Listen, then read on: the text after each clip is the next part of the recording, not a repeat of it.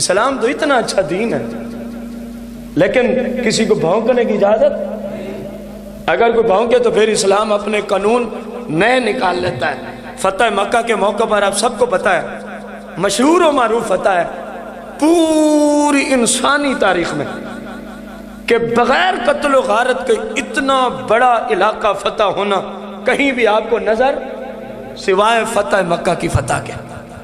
تو میرے آقا کریم نے فرمایا عام اعلان ہے معافی کا، سب کو معاف کر دیا، لیکن فرمایا فلاں فلاں اور فلاں یہ جہاں نظر آئے ان کو وہیں ذبح کر دو۔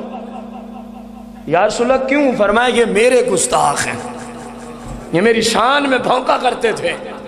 صحابہ ان کے تعاقب میں نکلے۔ حرم کی حدود وہ حدود ہے کہ جہاں عربی تفاسیر میں لکھا ہے کہ ایک شیر ایک ہرن کے پیچھے دوڑ رہا ہے، شکار کرنے درندہ ہے۔ اگر ہرن حرم کی حدود میں داخل ہو جائے تو شیر اپنا رخ پھیر کے چلا جاتا ہے، کہ اللہ نے قرآن میں فرمان رکھا ہے وَقَانَ آمِنَا، جو حرم کی حدود میں آ جائے وہ امن میں آ جاتا ہے۔ اور جنگل کے درندے بھی حرم کی حدود کا لحاظ رکھتے ہیں، لیکن جب معاملہ ہو گستاخی رسول کا، مصطفیٰ نے فرمایا فلاں فلاں جہاں پاؤ ان کو رگڑ دو۔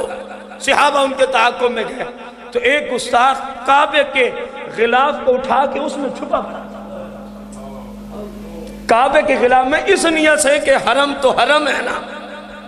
سرکار کے صحابہ نے دیکھا تو رک گئے، پھر چلے پوچھنے یا رسول اللہ جن کے بارے میں حکم دیا تھا اگر وہ حرم کی حدود میں ہوں، فرمایا رگڑ دو۔ عرض کی یا رسول اللہ وہ کعبے میں ہوں، فرمایا ذبح کر دو۔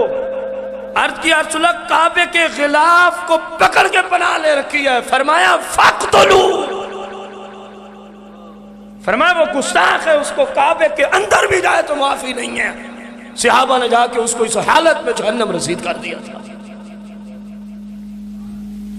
اسلام اپنے اصول رکھتا ہے، جس کا جرم نہیں ہے اس کا نقصان کرنے کی اجازت۔ آپ کا جلوس ہے آپ نکالیں، لیکن کسی کی گاڑی کو، کسی کے جان کو، کسی کے مال کو نقصان دینے کی اسلام میں گنجائش اگر دیں گے تو آپ خود حرام کے مرتکب بنیں گے، آپ خود حرام کے مرتکب بنیں گے۔